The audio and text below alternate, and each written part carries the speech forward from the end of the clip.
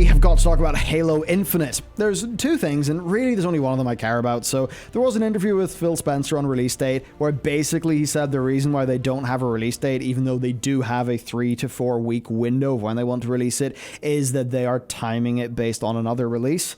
So it seems like Microsoft basically don't want to do an EA, where, say, EA, they did a Battlefield game at the same time as Titanfall 2, and they actually cannibalized their own content. I assume it's just Microsoft not wanting to do that. But it is a bit weird we don't have a date, given that even Starfield has a date. As for the real story, though, 343 Industries, the developers of Halo Infinite, talking about grind. I think this is a really fun one for us to get into, so just so everybody knows the story. One of the problems that we all have with battle passes, right, is they work on FOMO, especially in those games where you purchase the premium battle pass. It all works in FOMO to get you to keep on playing, and that can end up basically with us feeling like we're just doing a job, not actually playing a game. Well, here's something important. This is Wesley Inpool via Eurogamer. Infinite seasons will last 3 months, which, according to Paradis, who is the developer, quote, gives players a good amount of time to experience and explore the seasonal content without it getting tiresome and without constantly pulling the rug from under players. And on that, here's the big thing. Infinite's battle passes are permanent. This means the Season 1 Battle Pass will be around forever, so you can always go back, select it as your active Battle Pass, and continue to earn progress within it.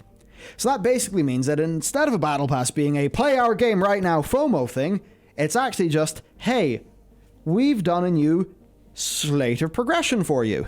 So you go play that.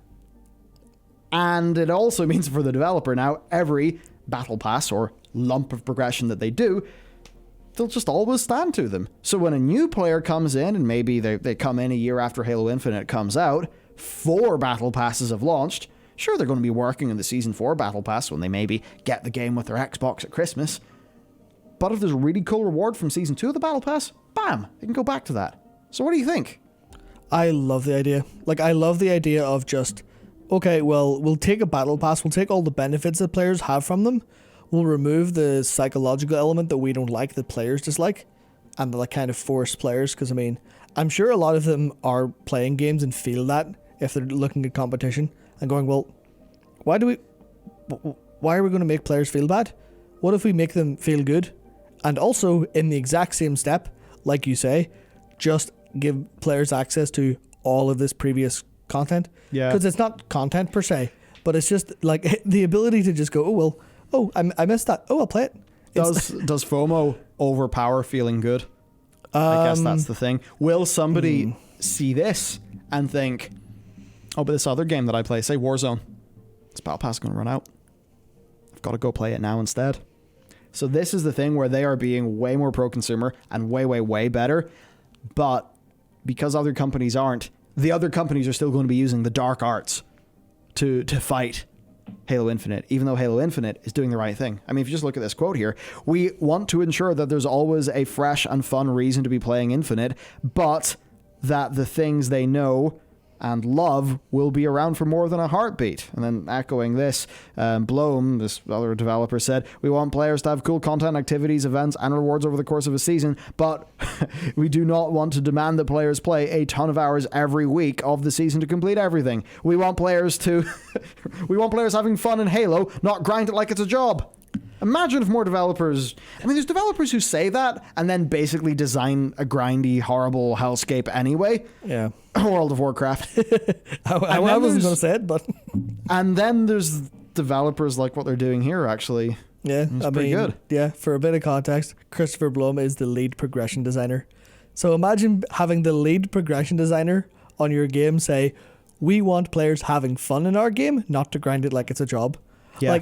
If any MMO or live service developer came out and said that, I would clap them till my hands were sore, because that is that's one of the things that I feel like. You say, does FOMO overwrite feeling good? I think it did. I think it still might, but I think for heavily engaged consumers, there is that undercurrent of how you feel deep down when you're playing a game. I think that eventually rises to the top in terms of how you associate gaming time. Yeah. It's like whenever I log into World of Warcraft, I always just feel this like pit in my stomach going, damn it, why am I doing this? And I feel like there's a lot of that for a lot of stuff. But especially when we log in not to get the cool rewards we're excited about, but we log in to do the work bit of the game because the developer has put player power behind some chores. yeah. So it's like in Halo, if it's just, you know, if I just know in my head, oh, Halo's the game that makes me feel good because I don't feel any negativity when I log in and see the battle pass is gone. I'm not weighing stuff up. It's the kind of thing where I think that will win out in the end. Maybe not monetarily, but for player sentiment overall, I think that'll win. And to Microsoft, I think that's what matters because Yeah. that is their game plan. They're playing the long game. It's Yeah. the whole point. And you know what? So far it's working. Because, I mean, I saw the Halo Infinite multiplayer trailer. That looks like some old school arena shooting goodness in that Halo style. And now I'm hearing this where it's like, if you don't want to play for a couple of weeks, we won't hold it against you. I'm like, Yeah. oh, thank you. That's all I wanted to hear. And you can play it with incredible quality settings, very high frame rate on PC with a keyboard and mouse. Bam. Good Incredible. shit. Absolutely incredible.